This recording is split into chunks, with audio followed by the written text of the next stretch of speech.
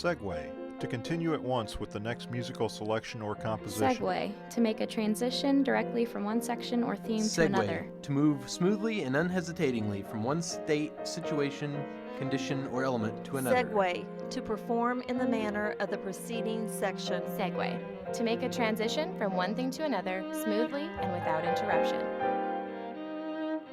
This is Segue with Dean Aldemaro Romero, a weekly program exploring the lives and work of the people of the College of Arts and Sciences at Southern Illinois University, Edwardsville.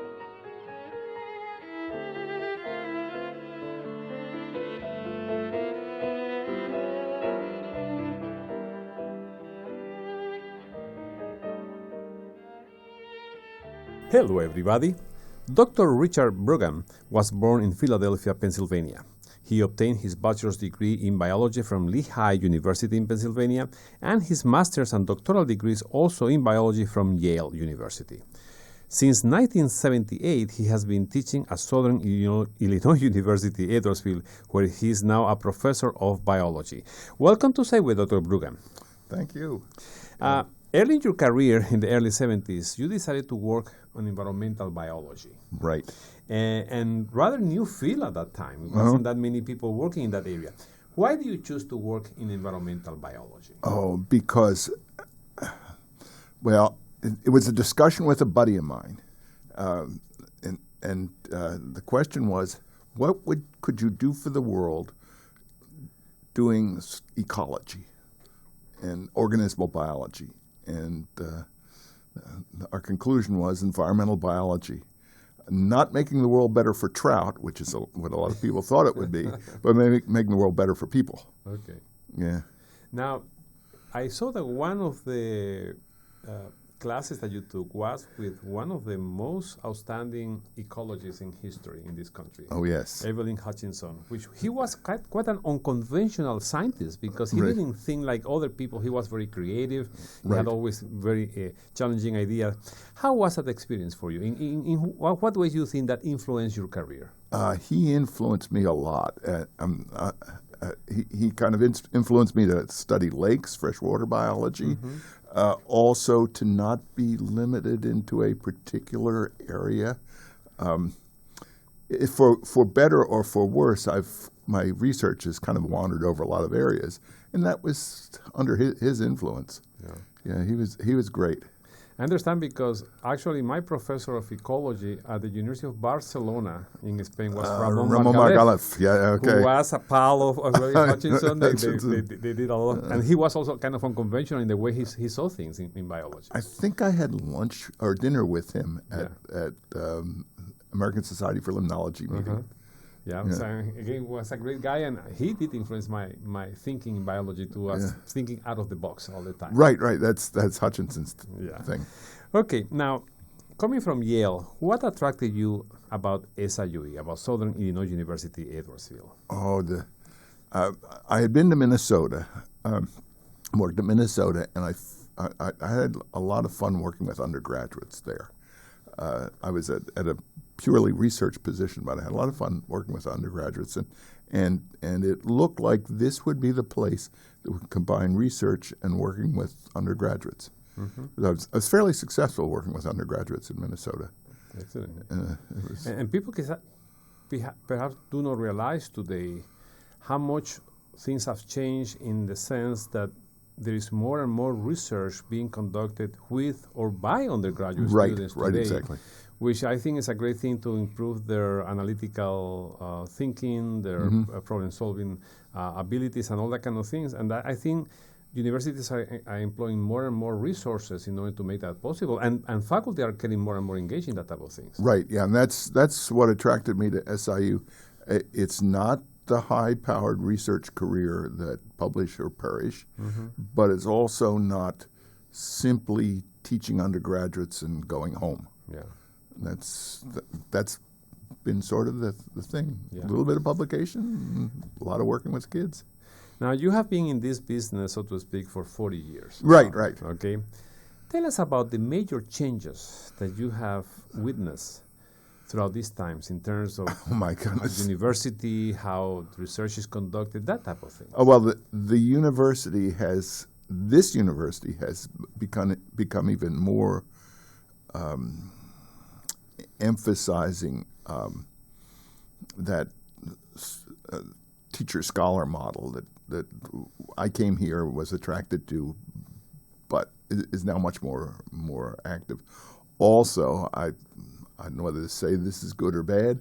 This university is a whole lot more professional than it was when I arrived. I imagine. It worked a lot on personal relationships and feelings, which now it's more professional by far. Okay. Yeah. I'm talking about changes over 40 years. You, from all this time, have been working on pollution in fresh waters. Yeah. So I'm going to ask you maybe a compromising question, but are we better off today than we were 40 years ago in terms of water pollution? Depends on what you're talking about. Okay. I'm in my living ecologically class, I make a big argument to the students that the environmental legislation of the 70s is making life a lot better for us now. Mm-hmm. But now you have other things that are on the horizon, like climate change, persistent organic pollutants, those sorts of things that make a kind of constant job. You have a constant job of getting in front of what science is doing and determining how it's going to impact the environment. Do you feel that dealing with the effects of climate change are going to be more difficult than dealing with the effects of pollution? Oh, absolutely. Because, oh man, the thing to say about it is the central problem of climate change is it turns on CO2 emissions, and the whole world economy depends on burning stuff to make energy. And so what do you do to stop burning stuff to make energy? How does that impact people? The thing I present in class always is the people who are going to get hit by that are not the wealthy folks in the world, but it's the poor fellow in the bottom of the sort of food chain. Yeah. And the economy grinds to a halt. The guy at the bottom has a chance of dying. Well, as you know, a few days ago, the White House released a report about the effects of climate change in the U.S., and besides the usual naysayers around that, I think there was, from what I read, very solid evidence of the effects and the more extreme swings that we are going to see. Mm-hmm. And that is going to be particularly evident in terms of waters, because people, there were areas with more extreme droughts, others with a lot of more flood. Mm-hmm. And man, that's going to be a real mess. Right. And then the question always is, how do you solve the problem? And as I tell my students, it's a difficult problem because of the way that the economy is tied up with the burning of fossil fuels. Mm-hmm. So what do you do in a way that doesn't hurt that guy at the bottom of the economic heap? A number of people have proposed a number of measures to reduce the emissions of carbon dioxide into the atmosphere. Mm-hmm. But I wonder, and this may be a sad question, but are we getting too late into the game? Maybe. I don't know for sure that. What I have told my students always is whether there are climate science deniers out there or not, you will be the people who will know the result. Yeah. We're in a giant biogeochemical experiment, and while it may not be clear now, it will be clear to you, and especially your grandchildren. And I make this statement: you're going to talk to your grandchildren. They're going to say, "How could Grandmama or Grandpa live in a world that was so cold?" Because it's going to change. Yeah. Well, and the thing is, I mean, some of the forces behind denying this is because saying, well, that's going to affect jobs and it's going to affect the economy. Yeah. But one of the major points in that report is that a city like Miami, which is a major metropolis in the United States, is going to be underwater, and the economic effect of that Right. is going to be gigantic. What would be even worse is if you live in Bangladesh Oh, or yeah. the Netherlands. Yeah. Okay? I always make this terrible statement, and it probably shouldn't be on the radio, but if you live in the Netherlands, maybe you should be learning German. Yeah.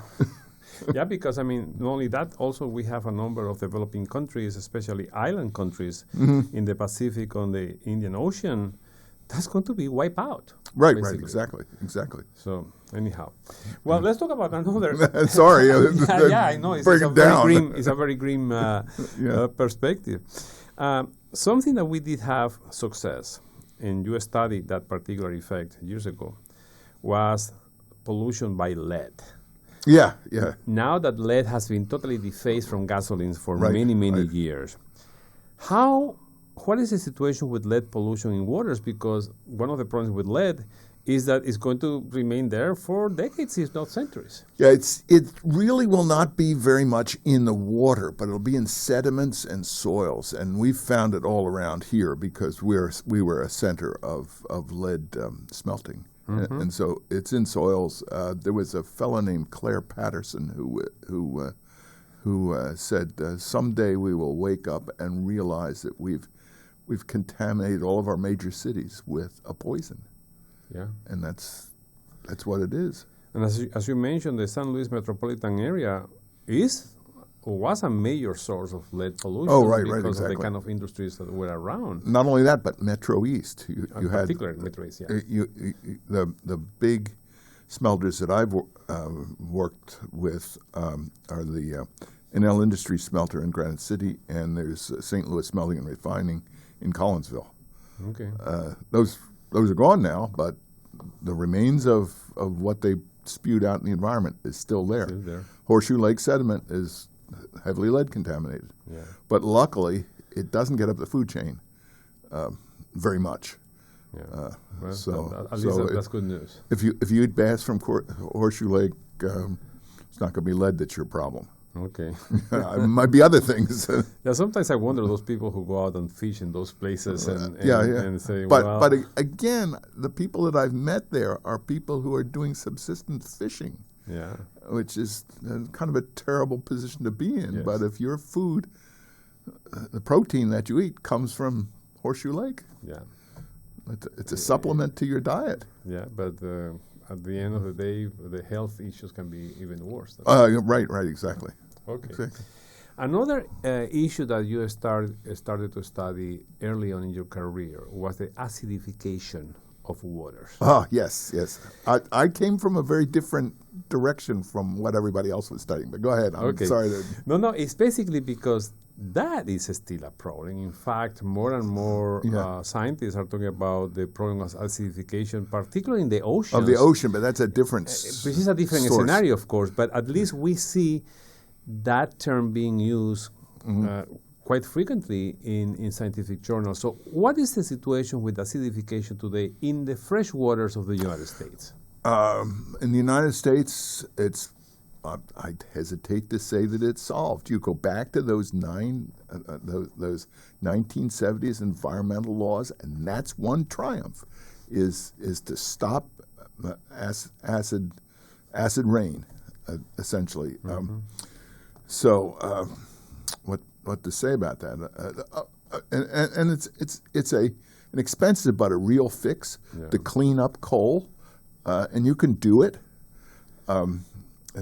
Essentially, the bag houses and processing of the smoke from a coal-fired generator, that can be done, and it works. Yeah. It has been a problem for Illinois, though, and here's how it's a problem. You can either clean up the sulfur-rich coal with post-combustion techniques, or you buy low sulfur coal, and that has been a kind of a disaster for Illinois, because Illinois is the Saudi Arabia of coal, but it's also the Saudi Arabia of high sulfur coal. Oh, okay. So, well, probably the younger audiences don't remember this, but I remember in the 80s, during the Reagan administration, there was this big international confrontation, we can say, between Canada and the United States. Oh, yes. Because of that pollution and the effect it was having on the across the border in Canada. Right. But fortunately, we don't hear about that things anymore. Yeah, and I'm not sure. I visited a place called the St. Mary's River in Nova Scotia, which was in the 30s the best salmon stream in the eastern North America. It doesn't have any salmon anymore. And the Canadians argue that it's because of continuing acid pollution. I don't know that for sure. There's also a problem of unregulated fishing offshore. Yeah. So. Well, because I think one of the arguments that was used is this acidification affected directly the eggs and the larvae Absolutely. of the fish, and then it cut off the life cycle of these animals. Yeah, exactly. Well, another issue I wanted to ask you have worked on is a term that I'm going to explain to the general audience so everybody understands, called eutrophication. Yeah. And basically, when you go to a lake and you see a lot of green stuff floating there, that doesn't mean it's very natural or it's very healthy. Right. What it means is that you have a lot of organic compounds in excess that have been thrown into the waters, and because of that, there is this overpopulation of plants that changes the whole equilibrium of the place. How are we doing in terms of this particular issue? Well, I'm not certain worldwide, although there are individual spots that were great. The Seattle situation in Lake Washington, that's where the stuff originally was done, where they took sewage out of the lake. But again, that's another case where environmental regulation kind of points you in a direction. Our own sewage treatment plant on campus has its effluent go into Cougar Lake, but it has a very strong phosphorus removal system. Yeah. So it turns out that actually it's not doing very much to the lake. The lake is pretty eutrophic, has a lot of... Pretty healthy, yeah. But it's healthy. Yeah, I don't know whether to say healthy eutrophic. A lake in Illinois is going to have a lot of phosphorus from the soil, and that's just the way it is. Okay. Now, the other issue with eutrophication was agriculture. Yeah, because people were using all these agrochemicals that were supposed to be good for making plants grow faster, but by doing that and by having them run off into the waters, then it made the plants in those lakes and rivers growing also much faster. Yeah, well, the big problem right now is nitrogen going down the Mississippi River, and the argument has been that it's coming from the Corn Belt, including Illinois, and causing algal blooms in the Gulf of Mexico and taking oxygen out of the deep water of the ocean, and it's called the dead zone. And so the question is, well, how do we handle that in Illinois? And I don't know if anybody has a solution to that at the moment. Yeah, because the big problem is basically the Mississippi River and all its tributaries come from the area of high-intensity agriculture in the United States. So it is not a focal issue, a point issue. Is requires a comprehensive action throughout many states, and I guess only the federal government can work on that. Now there's a fellow named Hay in the Chicago area who has suggested that the way to solve the problem is to remove the nitrogen naturally by reclaiming the floodplains of the big rivers like the Mississippi and the Illinois. But then gets into the politics of how do you manage the big rivers, and that's been a big, I won't say, I was about to say mess, but it's not a mess, it's a controversy, real strong controversies. How do you manage the big rivers? I even remember decades ago, actually, when some people came with some quote-unquote solutions like, well, if we have too many plants there, why don't we bring to the Mississippi Delta a bunch of manatees that eating. You hear about those stories, but I mean, that's not practical. That's not the solution. And I don't know, as the Mississippi Delta stays warm enough for manatees. But I don't know. I'm not an expert on manatees. I remember when I was living in Arkansas, there was a sighting of a manatee as far north as Memphis, which is, is kind of almost in the middle of the Mississippi River. Right. So yeah, but maybe with global warming, they are going to start moving upwards there. But anyway, who knows? Now, another area which you have worked, which is quite interesting, is called fossil diatoms. Oh yes, that's been my center. Yeah, and some people maybe remember atoms because there was these drawings in ties for men and that sort of things. But these are basically unicellular organisms that have a very special skeleton. Tell us a little about why you were interested in these specific microscopic organisms. Well, all the things we've talked about have a historical component. The changes are long-term impacts of human activities on the environment.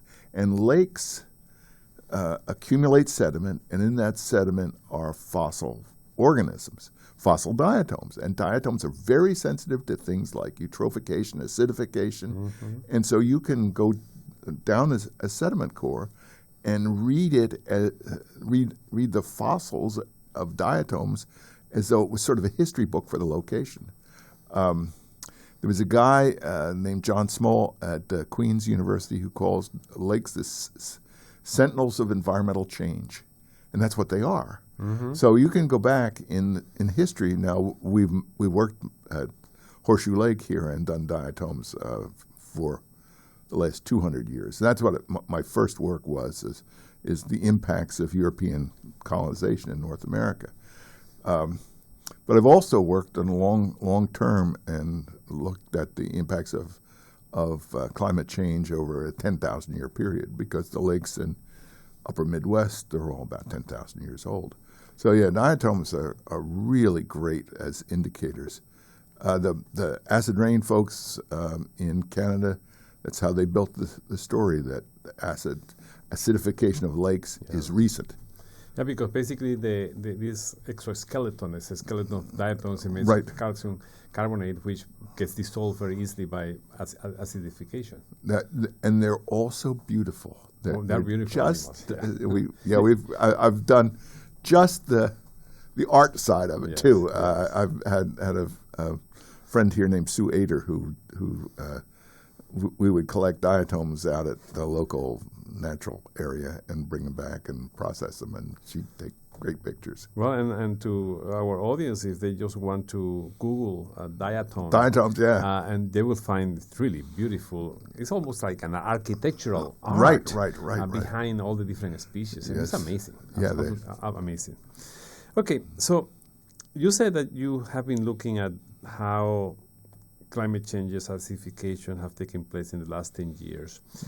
How would what would be different between those natural processes that have taken place over a longer period of time, where humans were not intervening in the environment, to the kind of things we are seeing now after human intervention? Well,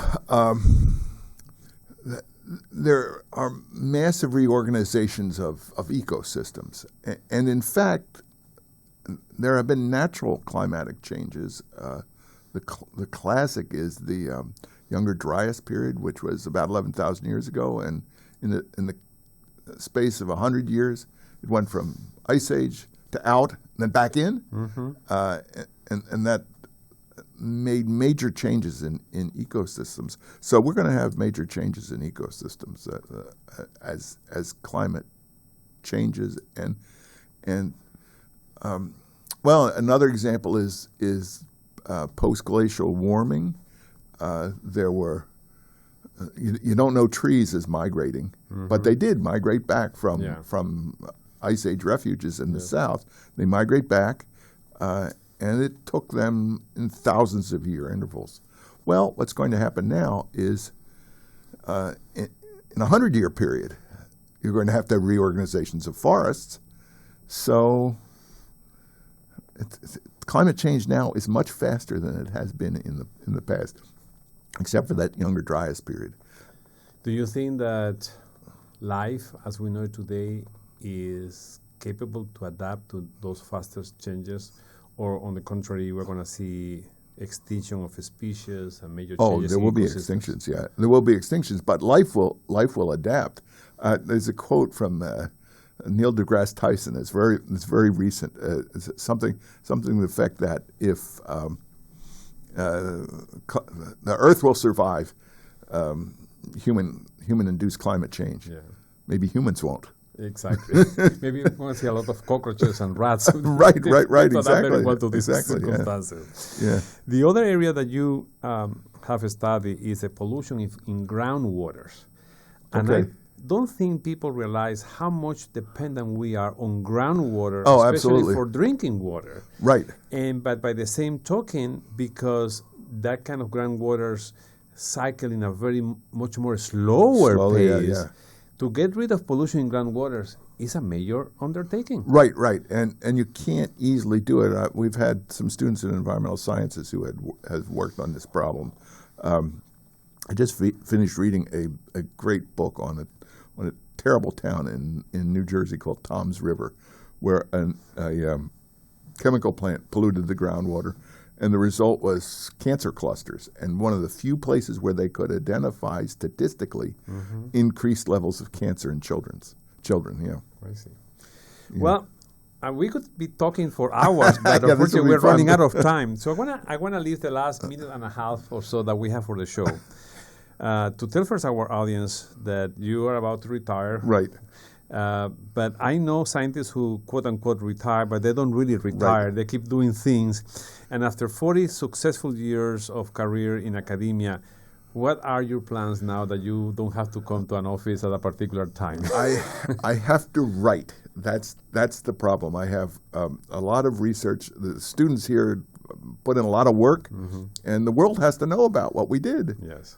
Now, I've been publishing along, but not at the rate it should have been, and that's the thing. It is not difficult nowadays with modern technology, with a good computer, and internet, and the current possibilities at global publishing houses to publish your stuff. Yeah.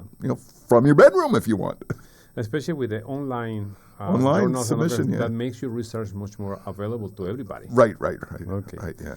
Well, I want to thank Dr. Richard Brugam for coming to the show. Congratulate him for his 40 Thank years you. of great work at the university and the legacy he has left behind. I'm sure you're going to be very productive in the years to Yeah, come. I will. I hope. Okay. Thank you.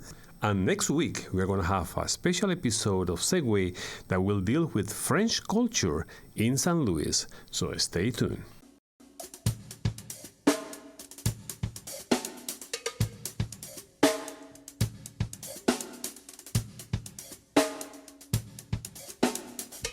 This has been Segway with Dean Aldemaro Romero, a production of the Department of Mass Communications at Southern Illinois University, Edwardsville. All rights reserved, 2014.